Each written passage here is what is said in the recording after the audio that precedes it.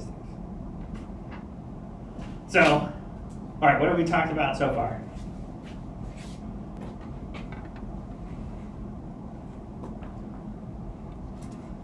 Histograms and Venn diagrams. Yeah. So histograms and Venn diagrams. And so what's the advantage of the histogram? What does it help you figure out? What is an approximation to?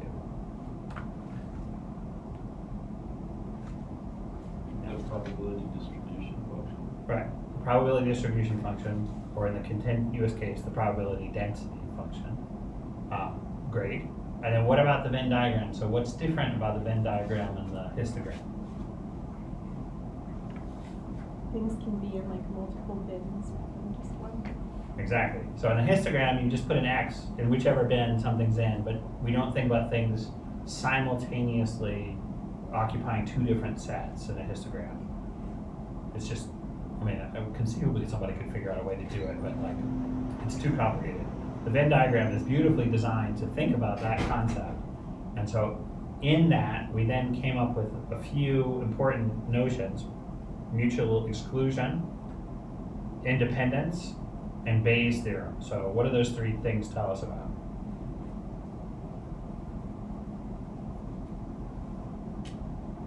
Yeah. So mutually exclusive is when the circles don't touch.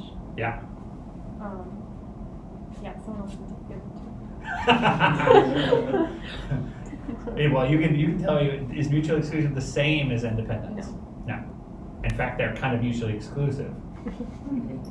Because if it is mutually exclusive, it can't be statistically independent unless one of the probabilities is 0, which is the one we showed last time. So that's, they're definitely not the same thing. So what's the notion of statistical independence?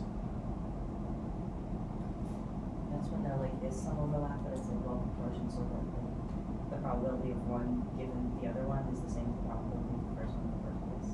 Yeah. So the key idea is that knowing whether one thing is true or not doesn't help you know the probability of the other thing. So if you have A and B, the probability of A or the probability of A given B are the same, right? So that's, so knowing, so these two objects, this,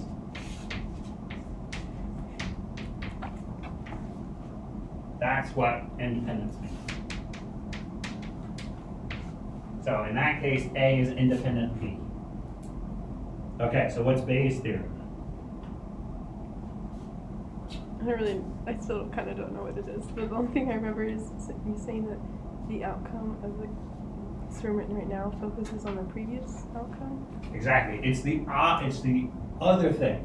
When things are not statistically independent, how do they depend on each other? And so I always forget what it is, and I would need, how to write it, because it's whatever. So Bayes is probability given A, so probability of B given A is equal to probability of A, B over probability of B.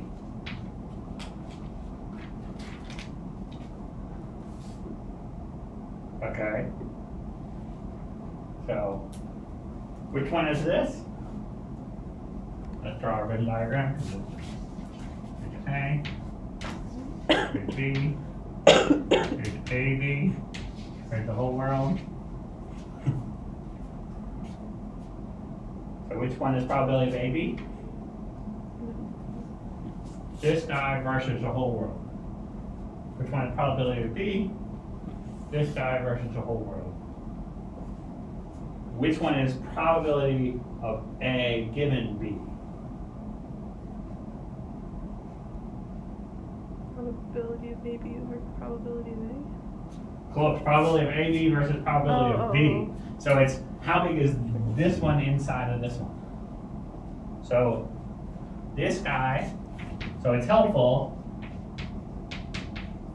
to write these out.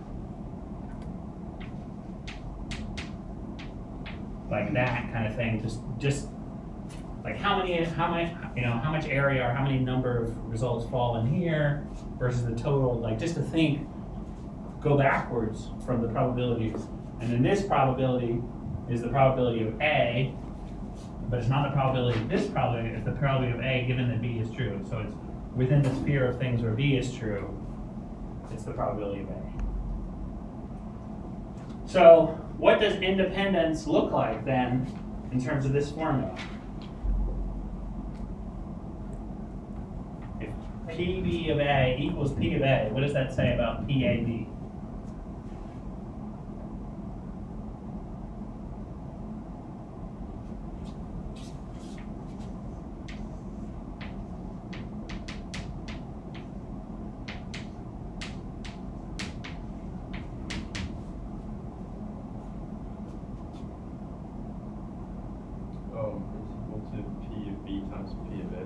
Yeah, so this looking like a multiplier is actually a multiplier.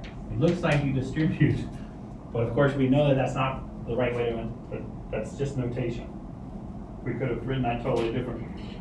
Because if this is true, then this one, we put P of A, P of B upstairs, the P of B's would cancel, P of A given B would be equal to P of A.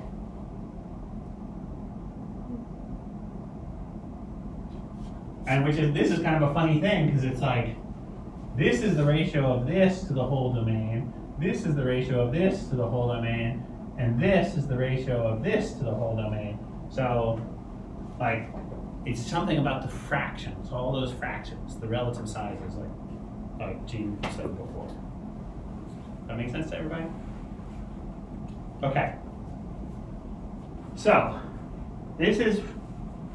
so now we have a good sense of how to manipulate things around if we have one or two things and probability distributions describing them.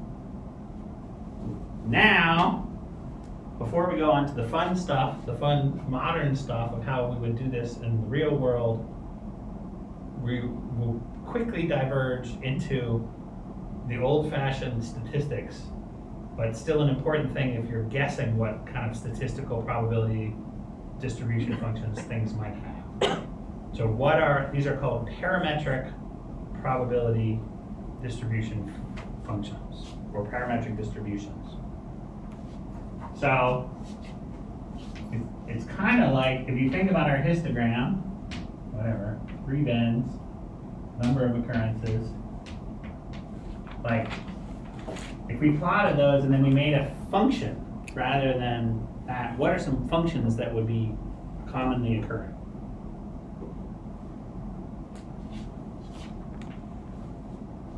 I guess a couple things. So what's a function that we might, if we have, our categories 1, 2, 3, 4. What's one function that's it? We'll give it one more, not to make it crazy. If this was rolling dice, what's the function?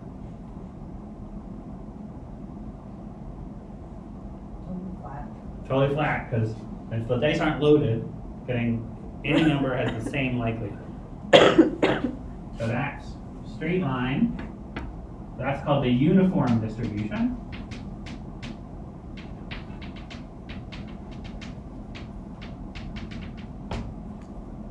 And it's just P of X equals 1 over the number of possibilities.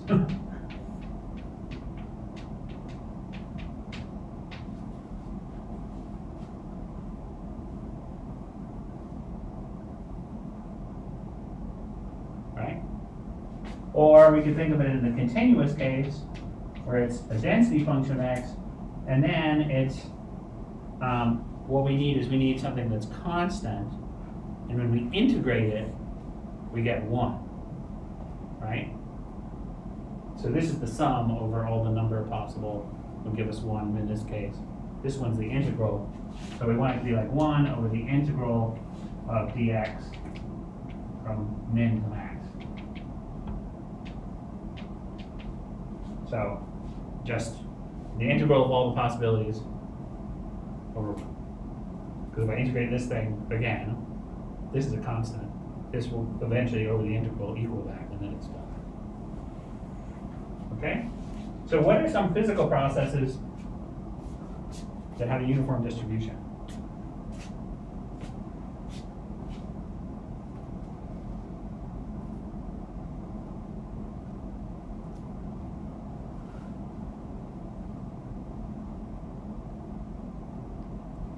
Yeah? Flipping a coin. Flipping a coin. Yeah, flipping a coin, rolling dice. So we like gambling with uniform distributions. That's something we do. Well, we'll talk in a second about whether gambling with 2 dice is the same as gambling with 1 die. It's not. But think about that in a second.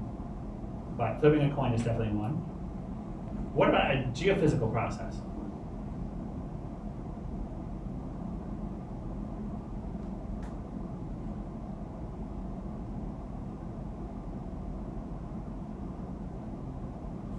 Maybe like location of meteorite impacts? Location of meteorite impacts would be one. So if you had a uniform, unit of cross-sectional area, and you were always going through the same meteor cloud, I guess, in the same direction, that would be something that would be pretty random. That would be pretty uniform likelihood versus the cross-section of the area. Another one that's really common is direction of things. So if there is no preferred direction, then all directions tend to have the same likelihood. So like the direction of airflow in turbulent air is pretty close to a uniform distribution by the angles. So that's a pretty common one that comes up a lot. Other things, like the amount of energy, probably is not uniform because like maybe big things are more energetic than little things or something like that, or big currents are more energetic than little currents, or big rocks rolling down the hill go faster than small rocks rolling down the hill. All of those kind of processes would not tend to be uniform. They would tend to be distributed as a function of some other parameter. Does that make sense? So in some sense, the uniform one is maybe the easiest one to think of. It's certainly the easiest to manipulate because a constant is really easy to think about summing up. So let's do the moments of this distribution. What's the mean of this distribution? How do we get the mean? Remember we talked about this being the mean, the expectation value of x. So how do I form that? That, if it's this one, it's the sum of x times the probability distribution, like that, right? So it's summing up from x equals 1 to n, I equals 1 to n, x of I, where n is the total number, and each one of them has, this part is probability of x of I, because they're all the same. This, and then I multiply by xi. Everybody got that? So, like, what's the example? What's this for that example?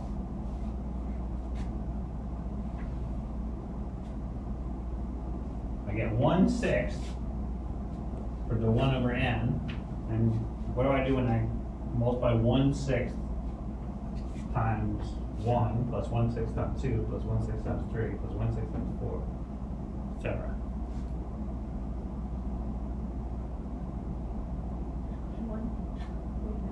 Yeah. There are a lot of ways to think this one through. It's kind of fun. I'll teach you the Ansauger trick. He was Ansauger. Okay. Yeah, I'll show you this. So you could do 1 plus 2 is 3, plus 3 is 6, plus 4 is 10, plus 5 is 15, plus 6 is 21, divided by, wait, did I get that right? I didn't get that right. 3, 6, 10, 15, 21? Yeah, that's right. So 21 divided by 6. That's one estimate. And what is that? 325. Okay, here's the clever way to do it. Those two add together to 7. Those two add together to 7. Those two add together to 7. So all of those have the same average, which is 3.5. So, yeah. Is this the trick that Gauss used in the first grade or something? It is the trick that Gauss used in the first grade. And then there's a more complicated, and then there's somebody else later, I can't remember who it is. Somebody asked for a small tweak from this where you can't use this and you have to actually sum them all. And so they said, sum all the numbers from 1 to 100, and Gauss used this trick in first grade to get it like instantly. And then somebody said, well, sum this other thing that you can't use this trick for, and he summed it just as fast. And they were like, what's the trick for that? And he was like, there is a trick, I just summed it. So anyway, Gauss is in a different world. Does everybody know about Gauss and how crazy he was? So he's one of these mathematicians, he died in a duel at age 30 or 31, but totally invented like 25% of modern mathematics before that. So anyway, the people had more time in their hands. They didn't have Twitter to keep up with. He was just doing math. Well, I guess also running for the French Revolution. But anyway, okay, so that's the mean. What about the variance? How do we calculate the second moment and the variance? Well, what's the second moment? That's the easy, no? Not that anybody's going to do this in their head. What's the formula? Mean probability, that's the same. What else do I put in here?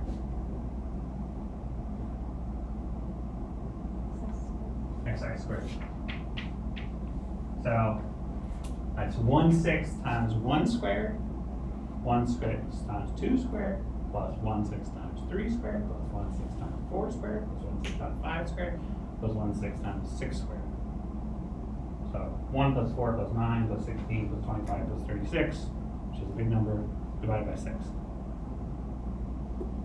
That's this one. This isn't the centered second moment, or what we think of as the variance. What's the centered second moment? You subtract the average. I subtract this guy from it.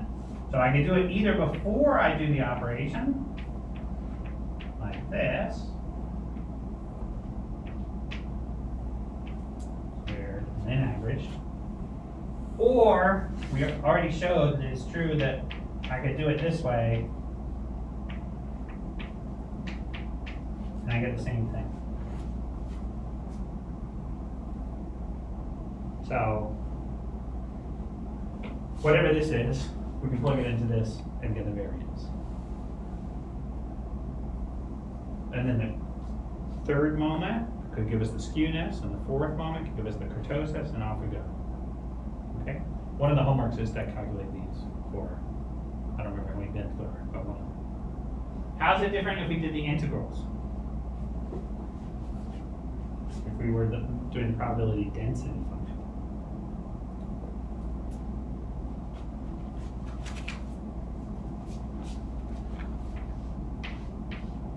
Continuous case. Continuous case.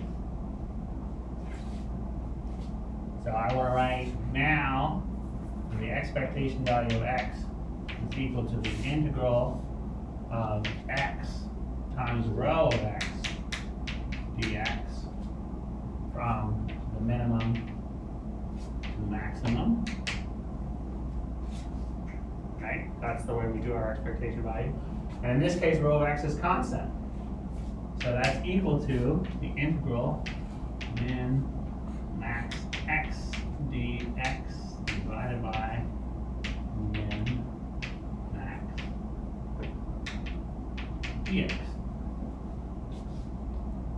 Right? Gives me this guy. We plug in for the constant. Yeah. The lowercase p is a probability density. Yeah. Or it's a row. You can get very confused if you're careful about which one of these is which. But really, you're just looking for integrals if it's the density one, and you're looking for sums if it's not. And think about whether it's discrete or continuous. But most of the time, the formulas are so similar that you don't have to distinguish much.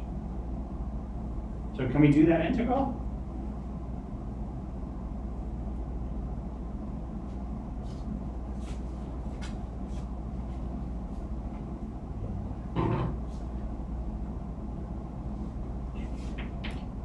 If you know what min and max were, I told you what they are. They're constant. Are they 6 and 1? What? Are they 6 and 1? So they could be 6 and 1. Yes, we can use 6 and 1 if you want. But even before we plug in for what the bounds are, what's the integral of x? 1/2 x squared. 1/2 x squared. And what's the integral of 1? X min max min max. So basically this becomes 1/2 max squared minus min squared over max minus min. Everybody got that?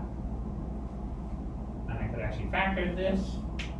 I'm going to need 1/2 times max plus min minus max minus min over max minus min. This one cancels that one. So it equals 1/2 the average of the maximum and the minimum. Hey, maybe that was obvious. It's the average of the bounds. So same that this was the average of 1 plus 1 and 6 was 3.5. It's true in the continuous case too.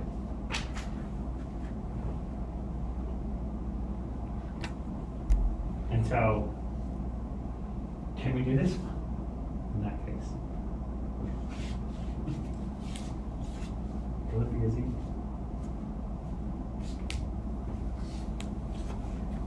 So what do I need to do to get the second moment?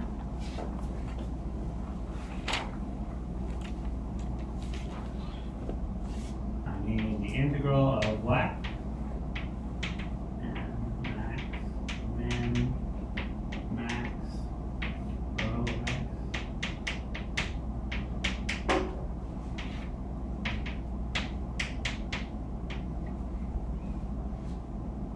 Yeah. X squared. X squared up here. And do I want one down here? No, that's for the 1 here, because that's this guy coming back in. Everybody follow that? Oh, sorry. We don't need this.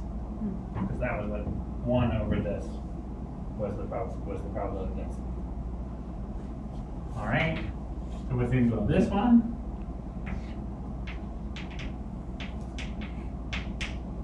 You know what the bottom is, because we already did it. What's the top one? 1/3 x cubed, which is going to be max cubed minus min cubed.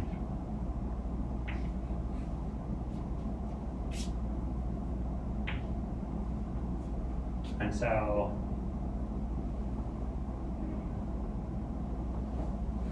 I don't actually think that one factors as easily. Probably has some crazy factorization. But anyway, so this one doesn't simplify down, but if you know the max and you know the min, you can plug it in. Actually, you can plug in our 1 and 6 and see what it is. What is it? 1/3. What's 6 cubed? Or what? Yeah, what's 6 cubed?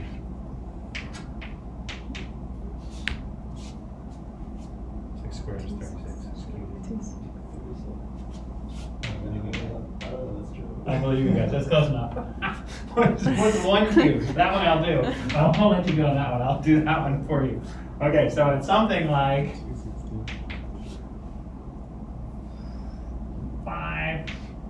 235 over 15.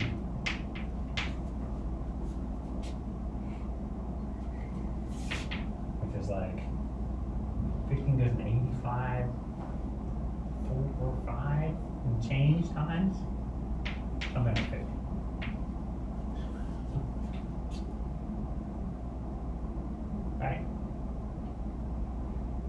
So, is this the same? Do you think this is the same as this one? Is the discrete one? The continuous one?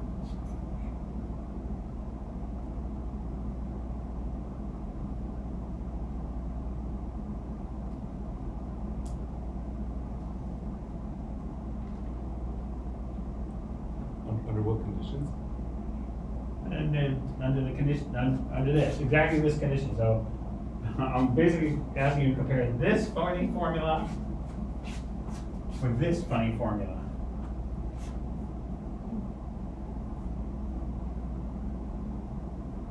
And yeah. Yeah. You think they're going to be the same? I think they're going to be really close, but I don't think they're going to be exactly the same.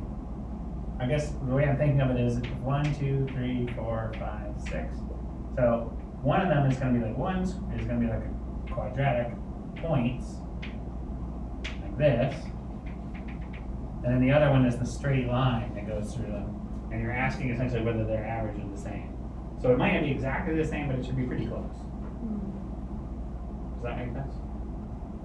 Everybody? Okay. All right, so let's talk about some other parametric distributions and what they're like.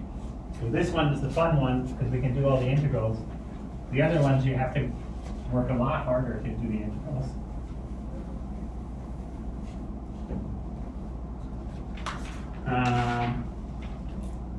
The binomial and Bernoulli distributions. So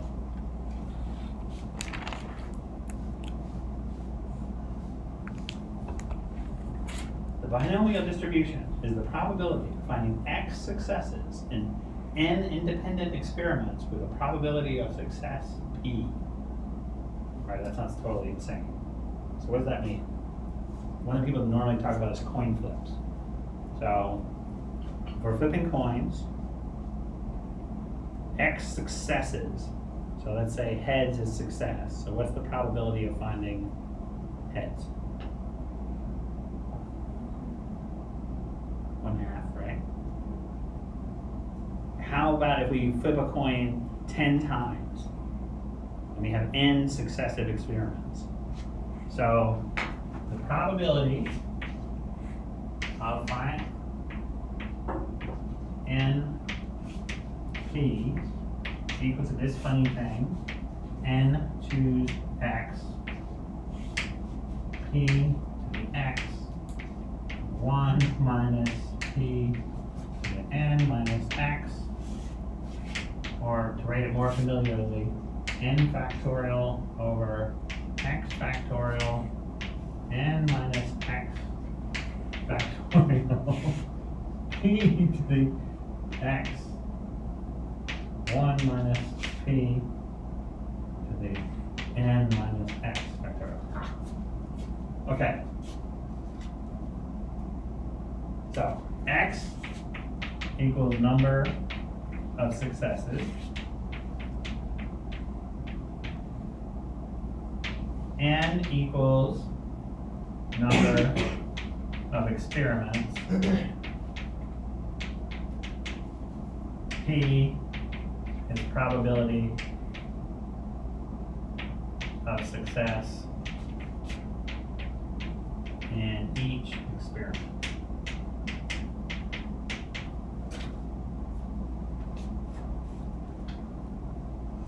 Okay, so you could put dice into this, you could put coins into this, you could put all kinds of things.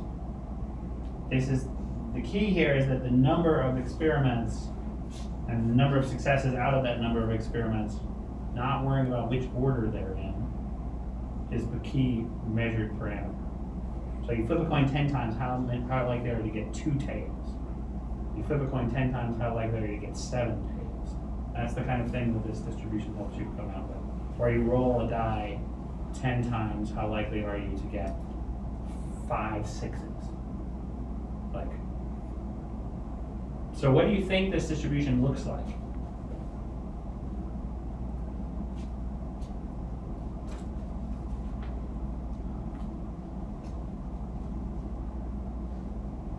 let's think about the coin toss first. So suppose I flip a coin 4 times. How likely is it that all 4 of them are heads?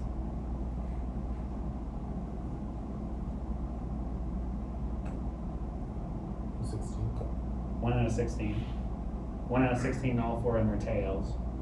How likely is it that 2 of them are heads and 2 of them are tails?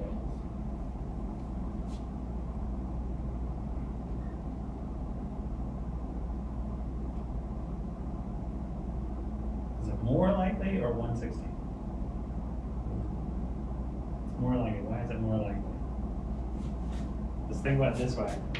So heads, heads, heads, heads is one possibility for what we can do. Then we can go heads, heads, heads, tails, heads, heads, heads, tail, heads, etc. And then we start doing ones with 2 tails. But the 2 tails, there's multiple locations they could occur. They could be the first flip, or the second flip, or the third flip, or the fourth flip. So there's multiple ways to get the ones with 2 heads and 2 tails. There's only one way to get this one. So if we plot this guy versus x, the number of successes, it's going to be kind of bell-shaped. It's not going to be a perfect bell because it's going to have like stair steps. So it's going to be something like that. So that the all heads, heads, heads, heads, heads, and all tails, tails, tails, tails are the least likely. And we did the same thing with dice.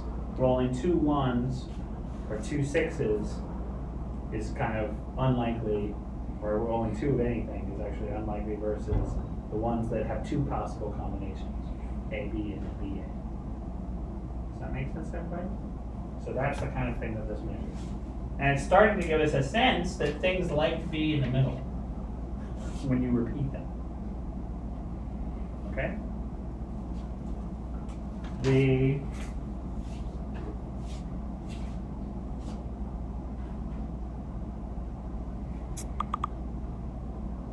special case of n equals 1 is the Bernoulli distribution. So it's a special case of this. So if we only did 1 flip, that's the case for 1 flip, for 1 die roll of dice. So that's a different one than this guy. What distribution is that? That's the Bernoulli distribution.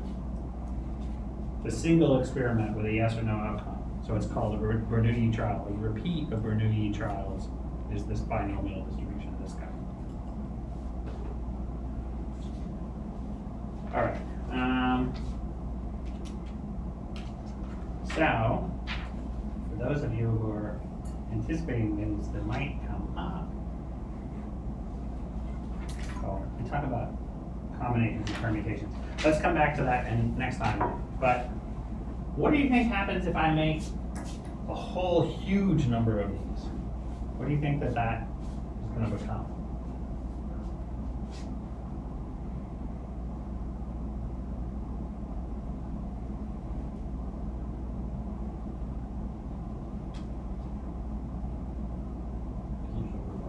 Huge number of trials, like 100 million trials.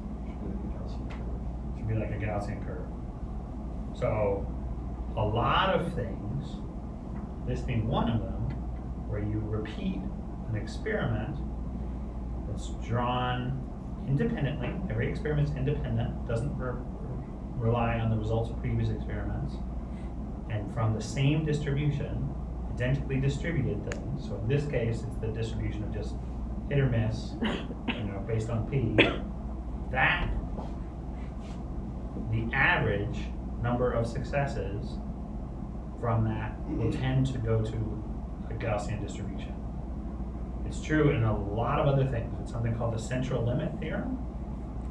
And it also means that the average of a bunch of things, each of those things is distributed however it's distributed. It might be uniform, it might be Bernoulli, it might be even binomial. If all of them have the same distribution and you average them together, the average will tend to have a Gaussian distribution. So this is something we're going to come back to over and over again. But the important thing is that the Gaussian distribution is a special one. It's So the Gaussian distribution is sometimes called the normal distribution, sometimes called the bell curve because it's shaped like a bell.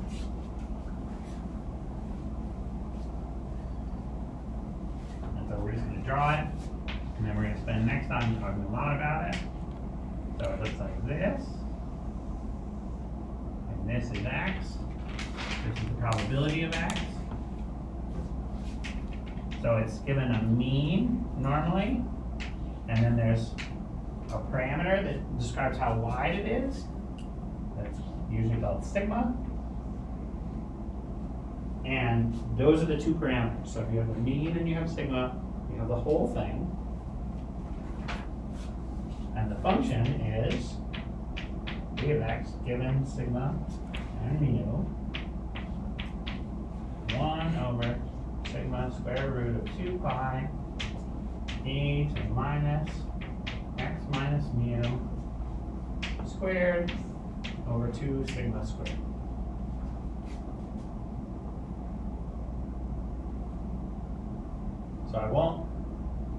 So you can plug in these formulas. So this is continuous, right? This is a probability density function. We have any value of x in here. If I plug it into this formula, it turns out that the expectation value, given that distribution, is mu. And the standard deviation